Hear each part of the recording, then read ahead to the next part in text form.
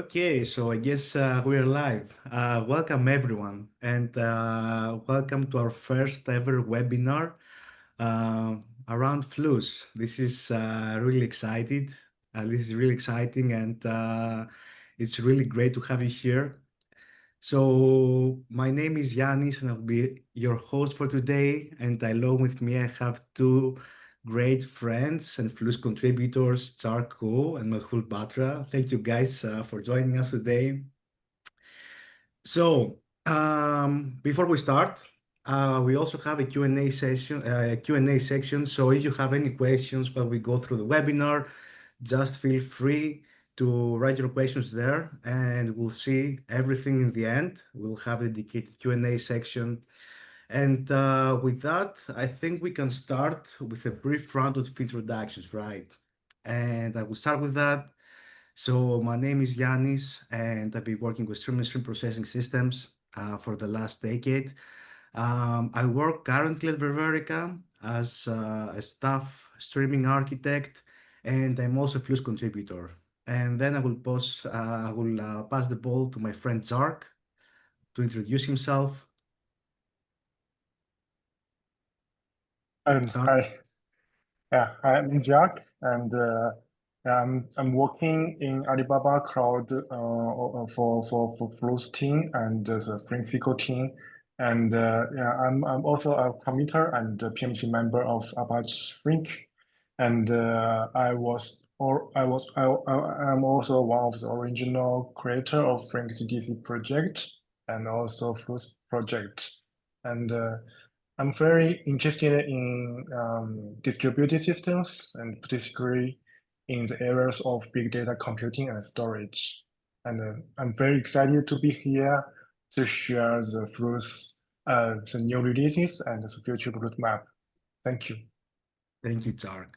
And next, we also have our great Mehul here. We are really glad that joined us. Mehul, if you can also introduce yourself.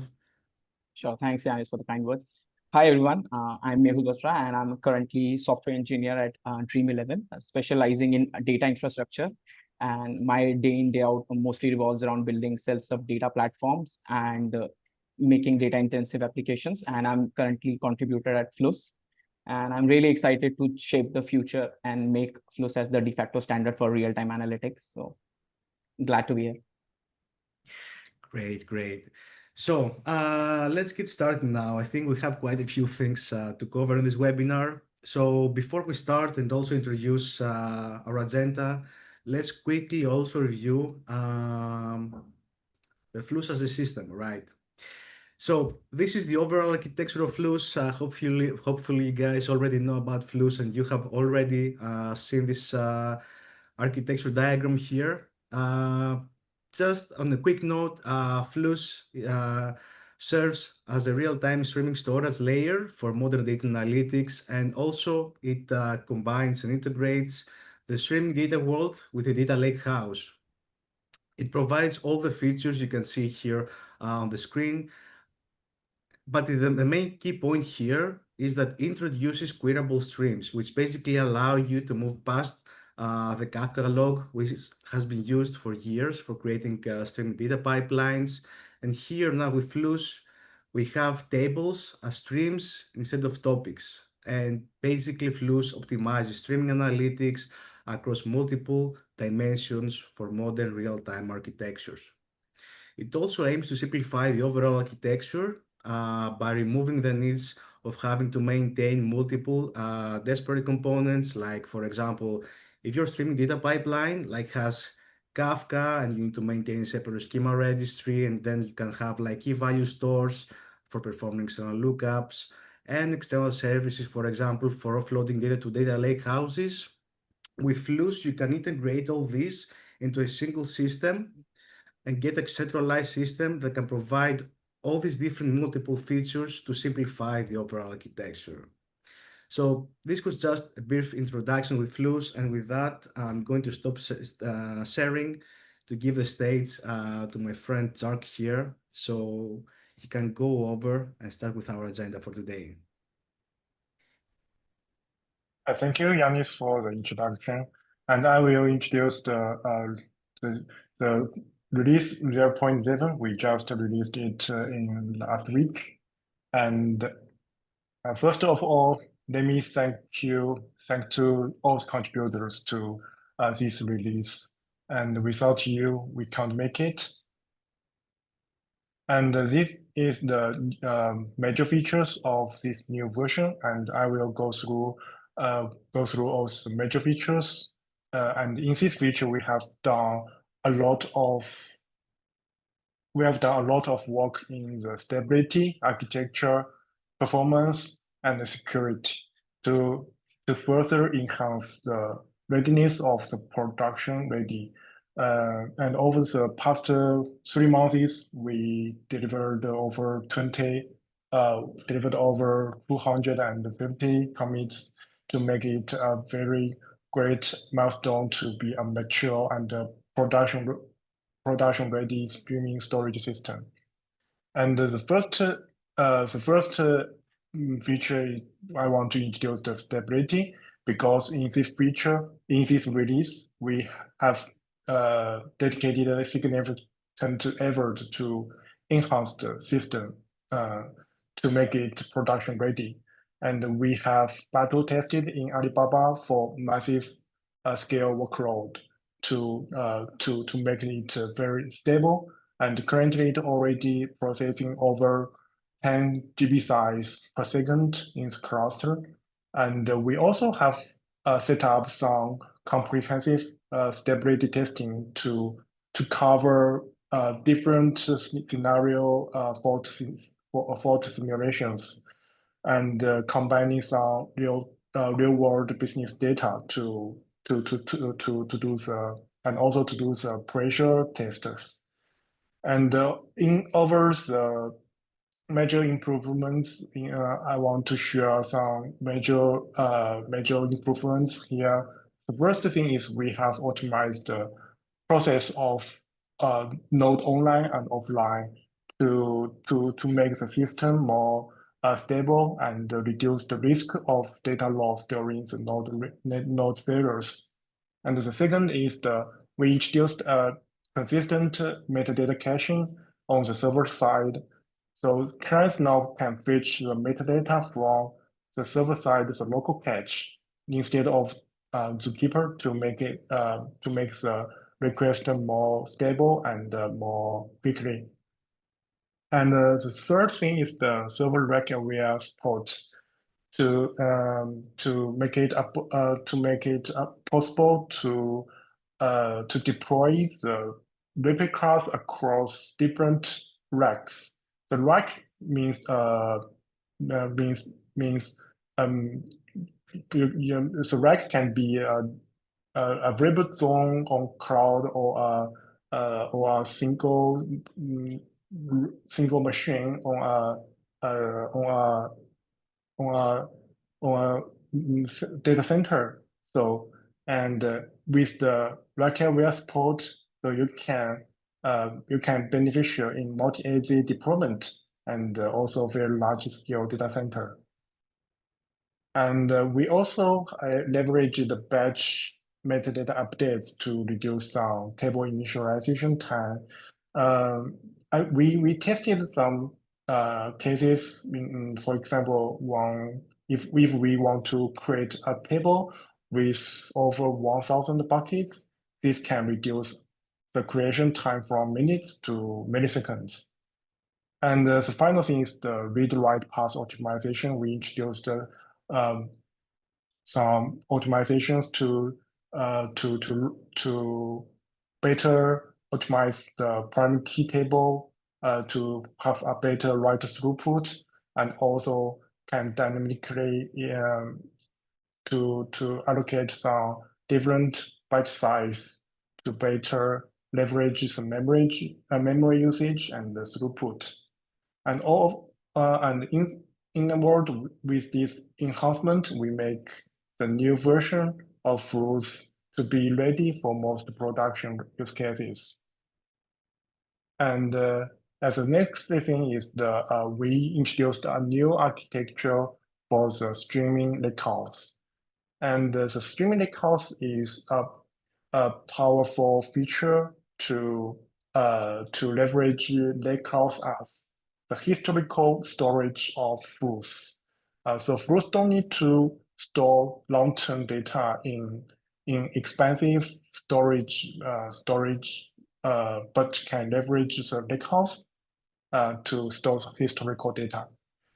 And this can significantly reduce the cost of streaming storage and improves the data freshness of Lakehouse. But the legacy architecture of streaming Lakehouse has some limitations. The streaming Lakehouse architecture has a tiering service. The tiering service is responsible for tiering the data from Fluss to Lakehouse storage, such as Python or Iceberg. And the tiering service will continuously monitor the new data in Fluss and continuously convert the Fluss data into the Lakehouse data. But in the old version, the tiering service was implemented as a Flink job, which combines a Fluss source and a Python sink to synchronize the data from Fluss to Python, and also use the Flink state management to store the thinking objects. But this also makes the service a stateful service, which lead to some operational issues. The first thing is the single point of failure, because it uses the Flink state to store the objects. So the life cycle of each table is bound to a specific Flink job. So once our job fails, the synchronization of the table will be blocked. And the second thing is the limited scalability, because it can only scale vertically to increase the job resources, not horizontally. For example, to start multiple Flink jobs. This also makes it unable to priority tables, because some tables have a higher priority in some use case, and we want to keep the freshness, to guarantee the freshness of the higher priority tables. But this makes it unable to prioritize the tables and cannot dynamically assign the tables to some dedicated Flink character. And because we use the Flink state, and the Flink state is a black box, which makes the monitoring and troubleshooting is very difficult. So in order to address these challenges, we re-architectured the tiering service to a elastic and stateless complement. So we store the offset in Fluss itself, and furthermore, the Flink job will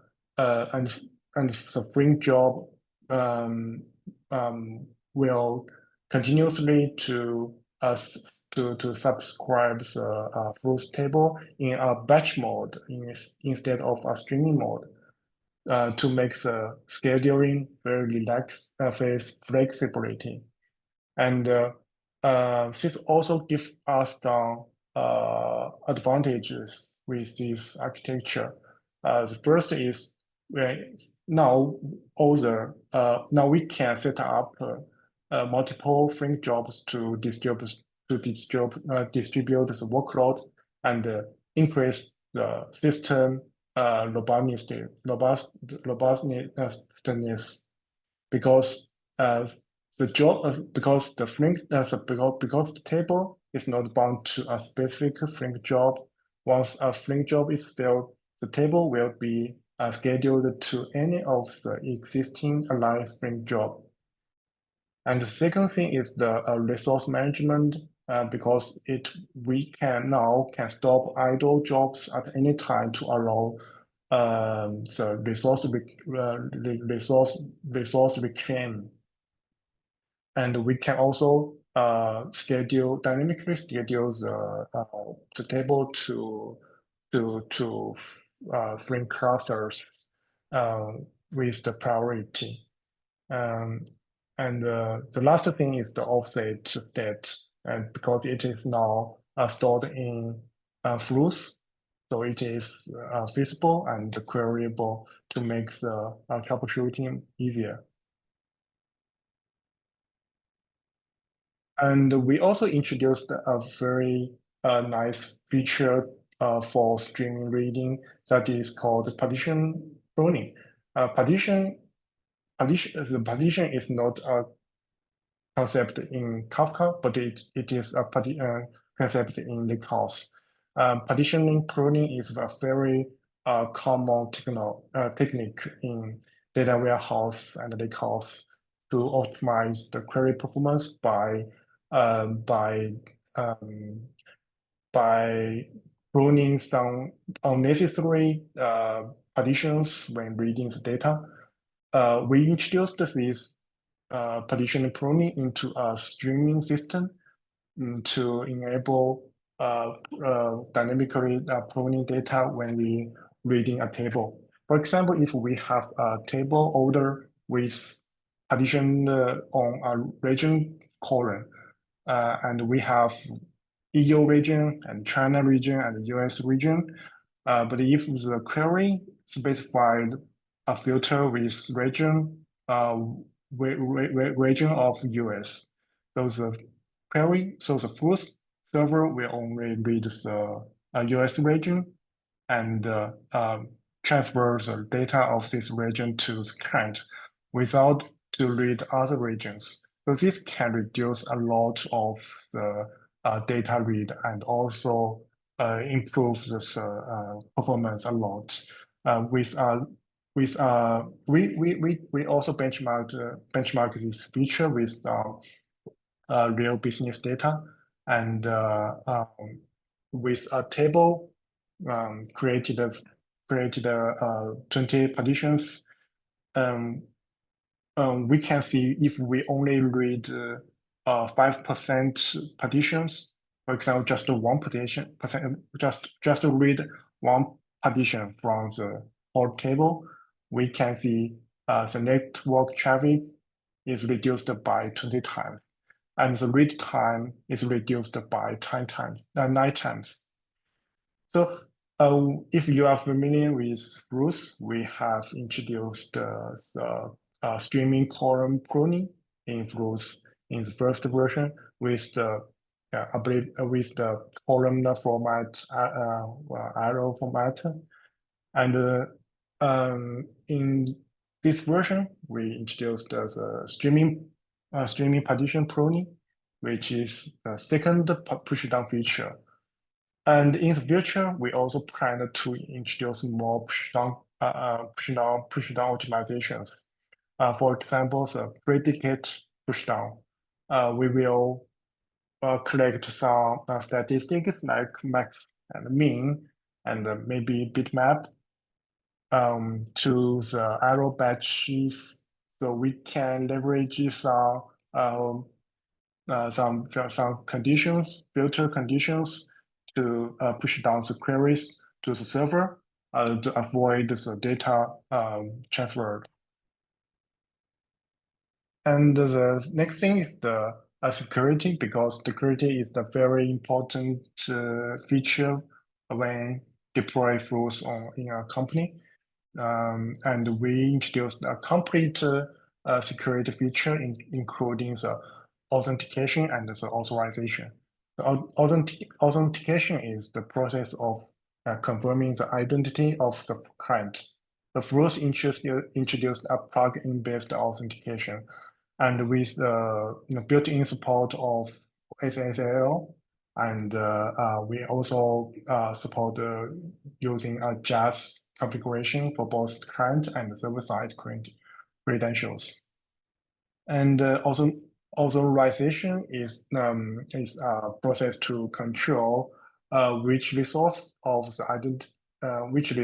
the identity can access and which operation it can perform after the identity confirmed. The Fluss implemented fine-grained permission control through the access control list, which is the ACL. We also support multi-level access control at the cluster level and the database level and the table levels.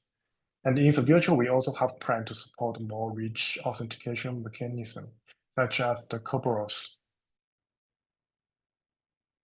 In the end, we have also officially introduced the Flink data string connector. So we support both the source and Flink for reading and writing the log and primary key tables. So users can now seamlessly integrate the Fluss tables into Flink data string pipelines. And we also officially released the Fluss Java client, a client library that's designed for developers to work on Fluss tables. And the client include two API. One is the table API, which is used for table-based operations to support the streaming, read and write, updates, deletes, and lookup queries. And the other API is admin API. Admin API is used for metadata management, including the cluster management and the table lifecycle, and also the security management. Yesterday, a user reached out to me to say that he have already used the Java client to integrate Fluss into their data platform so user can manage their Fluss metadata and also the data query on their data platform. Okay, so this is all I want to share about the new release, and I want to hand over this web screen sharing to Mehul. I will picking up first, and thank you, Jack, for all of this. I mean, this was definitely a really interesting release, and as we said, marks Fluss for becoming more production ready. Also, for everyone here, if you want to give a trial to the data stream API and the Fluss Java client, we are really eager to get your feedback and improve all these things. And because we're also working a lot on the docs, if you see some things that might seem confusing, just reach out to us. And I think we're also planning to release some more comprehensive guides soon. So know that more things are coming. And with that, enough talking all these things. Let me share my screen. Can you, Dark, is it visible? Can you see my Yes. screen? Actually, I think it's the wrong screen. Can you see my screen now? The roadmap. Yes, roadmap. Okay, thank you. So I'm going to start now sharing a few things around what is coming next on Fluss, right? And before we go there, I want to share a little bit about the first thing I want to mention is about time-based releases. So Fluss was open sourced at the end of November last year, and since then we try to follow a 3-month time-based release schedule. So it's around for like 7 months now, and the 0.6 release was the first release after Fluss became an open source project, and 0.8, that is the next release, will be the first release after it enters the Apache Incubator. So for the upcoming release, which we aim for the end of September, with all the work that we have and the new features we'll discuss now, we also need to account for the work required to enter the incubator and also respect the Apache Foundation incubator release process, because up to this point we were more ad hoc, let's say. So before we start introducing the new features, I want to show you this here. So this is the Fluss GitHub page. You can go here under discussions, and there is a planning 0.8 release, which you can find all the different features in more detail that the Fluss community will be working on for the next release. But here we're going to highlight a few. So let's start with that. Now, one new upcoming feature that we didn't really plan beforehand, but was added, is extending the Fluss Lakehouse support for the Lance data format.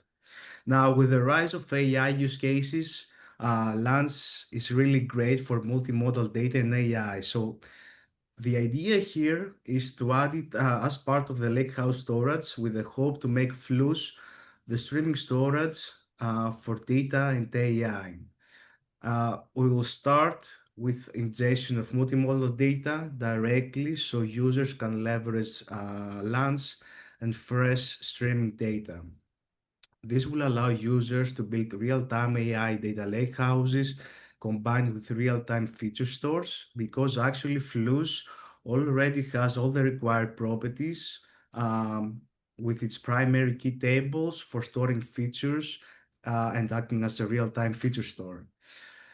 So in a nutshell, users can leverage fresh data that continuously gets ingested in Lance and leverage Lance columnar layout for AI and ML workloads. Now, moreover, Lance already integrates heavily with Apache Arrow, which Fluss supports as a first-class citizen, and then there is more to the Lance format like zero-copy schema evolution and fast point lookups, along with selective reads, which are important for real-time ML inference and model training. And yeah, if you're also familiar with Lance, you will also know that it supports great vector search and also supports near neighbors for ML level latencies. So this is a really important feature for us. And the next one is about the Flink connector. Now, Flink 0.x versions is out for a while now. Thus, we plan to upgrade the Flink support to the newer versions. An important feature we want to leverage there is the delta join, which will be supported in Flink 2.1. Now, the delta join solves some really important pain points around dual stream joins and what typically falls under what I like to call the curse of streaming joins. And basically, I call this in a humorous way, of course, because streaming joins are so common and important in streaming data pipelines, but at the same time, they're extremely hard to get right at scale. And typical problems include having to manage large states because both sides of the join require to be stored in Flink state along, if you're working with Kafka, with the changelogs, with the changelogs when you're working with Kafka. And the larger the states grow, the longer the checkpointing also takes, thus slowly introducing bug pressure, which in turn results in unstable and fragile pipelines. So if you're interested in the delta join, you can read the flip 486 on the Apache Flink, but in a nutshell, this is how it works as some test results we have seen. So instead of having to maintain large states, as you can see here on Flink, the delta join basically uses indexes on Fluss tables directly, and as well as some local caches, and performs index lookups while we're doing streaming reads of the tables. Now, as you can see here, basically from the results we already have from using delta joins, it basically for jobs that had around 50 terabytes of large states, it eliminates the need for those states. The Flink resources are reduced from 2,300 compute units to just 200 compute units. Backfilling with Pymon and patch join falls from 4 hours to just half an hour. And overall, it's quite flexible because it makes state data accessible. Because, for example, with Flink, querying state and all these things is not easy, but here we can directly query the tables. So as you can see, this is a huge improvement, and it's only one of the key benefits of using Fluss instead of Kafka along with Flink, as I have been repeatedly saying, it optimizes streaming analytics across multiple dimensions. Now, the next thing that we're going to support is the Apache Spark connector. So Fluss started as a streaming storage for Flink, but the goal is to opening up to more engines and Lakehouse technologies so it can act as a shared storage. So I think it's fair to say, and you can think of it like Apache Iceberg, but for real-time data, where you have a single copy of your data, and then you can add any query engine on top, like what we like to call the bring your own engine. So Spark support is another step towards the direction to open up the ecosystem, and will support both Spark bots and structured streaming. So structured streaming users can also leverage the benefits of columnar streaming storage, and then slowly we'll also move to more engines like Starox and DaxDB. Now, this brings us to the final one I'm going to point out here, which is Helm charts. So currently, Fluss users in the open source have no easy way of deploying Fluss on Kubernetes. Now, for these reasons, and since cloud-native deployments are the de facto these days, we will be introducing Helm charts on the open source so users can deploy Fluss on Kubernetes. Along with that, Fluss also supports a read variety of metrics already and exports them to Prometheus. And if you want, you can refer to our documentation for more information, as well as try out our observability guide and play around. We also have pre-built Grafana dashboards. This will help provide a better understanding of how things work. And there were also some discussions from a contributor for also adding open telemetry, but we'll see about that. Okay, so it was a quick one because I want to be conscious of time here and give the stage also to my friend Mehul here, who is going to introduce the next feature. So Mehul, the stage is yours now. Thank you, Yanis. Hi, folks. I guess the much awaited feature, Iceberg Lakehouse. So currently Fluss does support Pymon as a table format for your Lakehouse, but in roadmap 0.8, we are planning to integrate Iceberg table format. And on top of that, it will also help you to effortlessly bridge or move your Fluss streaming tables to Apache Iceberg tables, that too ETL free. And to add on that, by ETL free, there would be like automatic data synchronization between your Fluss tables to your Iceberg tables without you manually creating the pipelines.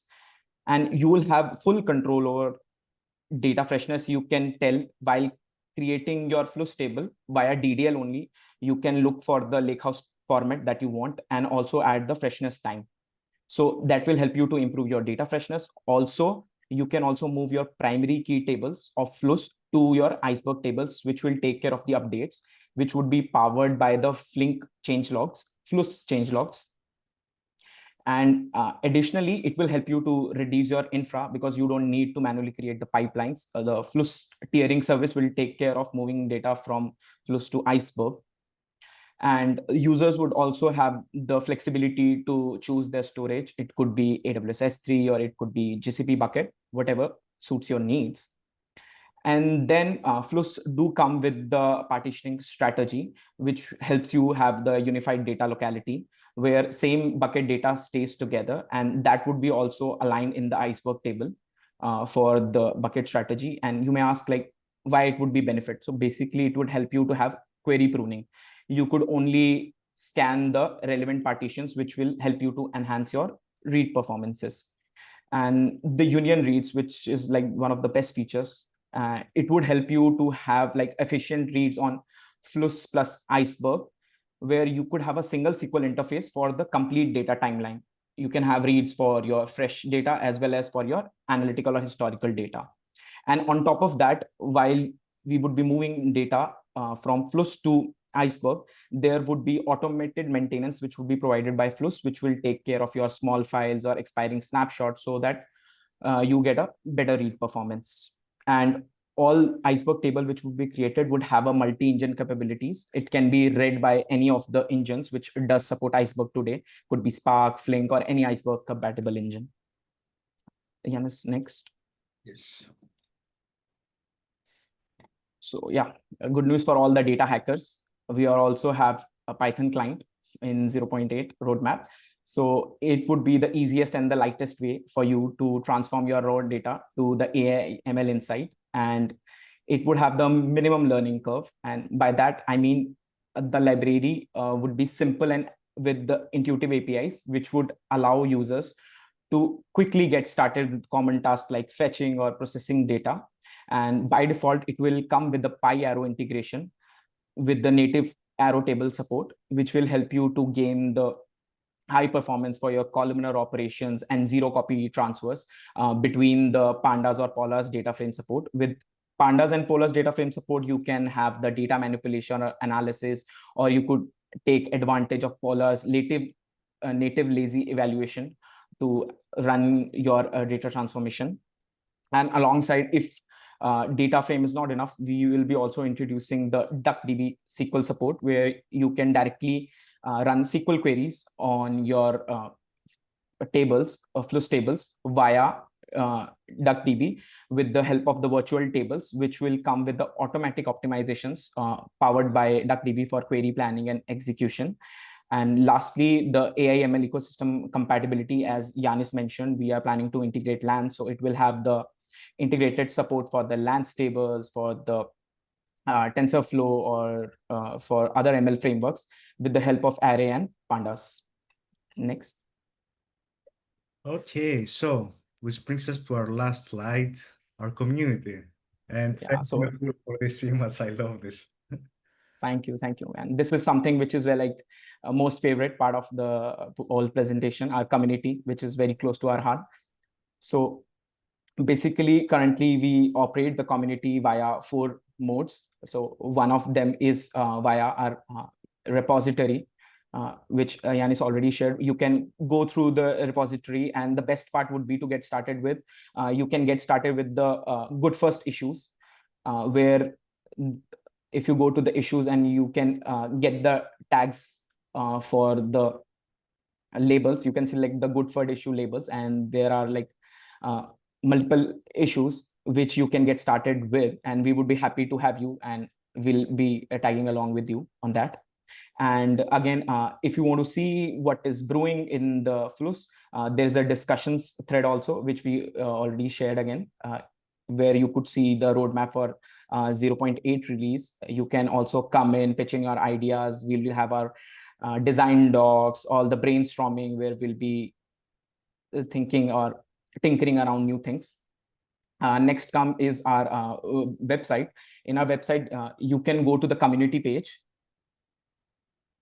Yes, we have our community here. Yeah, in the community page, so you have all these things listed. You can track the GitHub issues. Then we have our Slack workspace. You could directly join to our Slack workspace. We have the invite link. So one of the best things that I love about our Slack workspace is you can get to discuss or brainstorm with the contributor itself. You can raise your issues, whatever you are facing, or any new feature which you want to add. It will also help the community grow and help us to move towards the best direction. And also you can bring your voice, like what as a user you want. And we also have the community events, or I would say dev calls, where you can see what is happening in the project in the calls. We have the community calls every last Friday of the month, where you can jump in and raise your queries directly and get a chance to talk to the contributors and become one. And lastly, if we go to the slide, Yanis, we are also planning to come up with the LinkedIn page, where we'll keep you guys posted around all the release updates or whatever new things that are happening on the Fluss, so that you don't miss out on anything. And as the slide says it all, join us and shape the future of real-time analytics. We want you to come work with us and shape the future. Thank you. Thank you a lot, guys. It was really nice. So now we have a few minutes to go through our Q&A. So make sure to post all your questions. So the first question I see here is, does Fluss server support the Kafka protocol for read and write? So the Kafka protocol is a big ask, and basically it was on our roadmap, and we had already started implementation. But for several reasons, this work for now is stale. And we also prioritize the LANs format but at some point we will also support it. But for now, there's no, let's say, plan in terms of what the support will come exactly.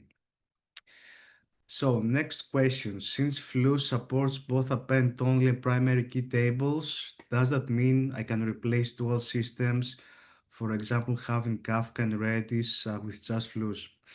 So yes, so basically this goes back to what I said in the beginning, that it helps, let's say, um, reduce the complexity of your streaming data pipelines and having less components to maintain. Because if you think about it, when you're working, let's say, with Kafka and Redis, you have an append-only log, and you have something like a key value store for keys, right? So now Fluss supports tables, and you can have both append-only tables and primary key tables. So for key value data, you just use the primary key tables, and there's no need to let's say, maintain a separate component, separate system, and also have that network I/O in place. Okay, so what was the reason to use Lance, and where does it fit on the Fluss architecture? Isn't it a format like Parquet? So basically, Lance is indeed another format similar to Parquet, but it's optimized for streaming, for multimodal data and AI. Now, the plan is to support it on our Lakehouse, on the Fluss Lakehouse integration. So basically, it will store all the ingesting tables directly on the Lance format. So downstream, Lance users can leverage it and fresh data, of course, for building real-time AI and ML applications. We'll start with the ingestion, as I said, but then we want to explore more use cases and see what possibilities are there in terms of Lance and streaming storage. So I hope this addresses your question. And the other question I also see after this, yes, sorry, Jarek, do you want to mention something? I want to add some comment on this question. Sorry, The last just interrupting because I get ahead of myself and yeah, then it's okay. Because there is some big difference between the Lens and Parquet, because Lens is designed for the machine learning and AI training workload. And the major difference is that Lens have some innovations on the zero cost schema evolution. For example, in the machine learning, in the AI training, you have it is very frequently to add some features on the dataset, and it will cost a lot if you use Parquet, because it will have to copy the existing dataset and write into the new dataset with the new feature column. But with Lens, you can just add the new dataset of the new column without copying the existing dataset. And it also Lens also have many features like that to improve the efficiency of the training the AI training workload. And we have seen many users are interested in the Lens format to do better ML training. So that is a chance for us to look into it, because Lens is very possible to be a, open standard format for AI data lake, and Fluss here can help it to deliver fresh, more fresh data for the Lens format, just like how we help for the Iceberg and Python. And with the Fluss prime key table, we can also help to do better the real-time feature engineering with the Lens together. Yeah, hope that can answer your question. And the next question, Yeah, So we also have the plan to integrate the Iceberg and where there's already some pull request to integrate Iceberg and design documentation. And Delta Lake is also on the roadmap where we have some contributors is willing to contribute it, but it has a low priority currently. We want to support Iceberg first. Yeah, go ahead, Yannis. So the next question is there a plan for supporting enrichment in data stream API? Something like a rich async function implementation which uses a Fluss primary key table as enrichment dataset. So I think the easiest way, I mean, Char, give me your thoughts, but I think the easiest way right now is to use, let's say, the data stream API and maybe inside the process function or key process function, just use the Fluss Java client and just perform lookups directly on the key. What do you think? I don't think there is any concrete plan at the moment for something more, let's say, integrated, but I think this is the easiest way to leverage that functionality. And it's also the client is asynchronous, so it should provide a similar experience. Yeah, I think it is a nice idea to also integrate with the async function.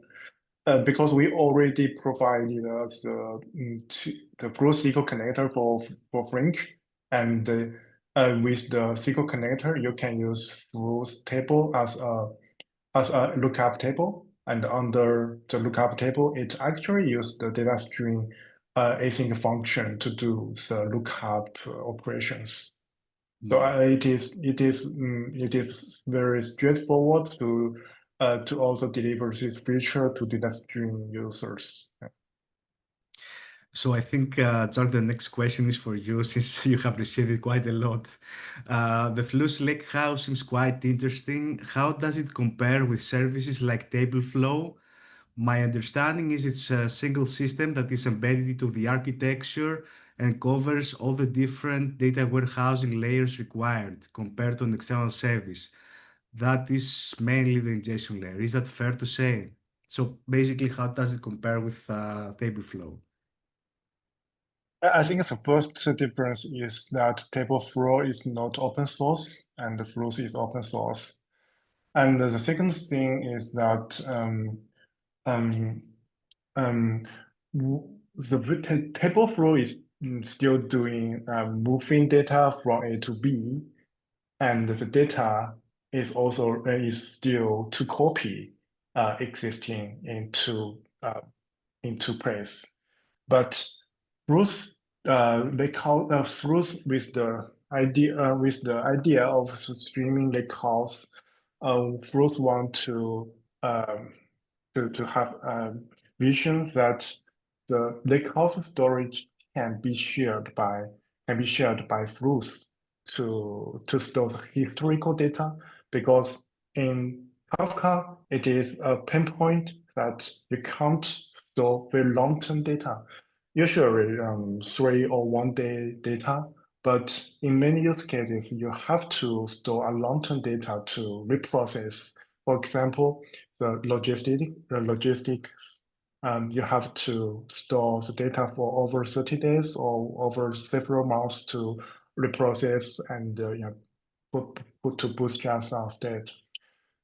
We want to use the lakehouse as our historic data, and to reduce the data in Fluss. So you can have you can think it as a unified string and batch storage to deliver a single view of table.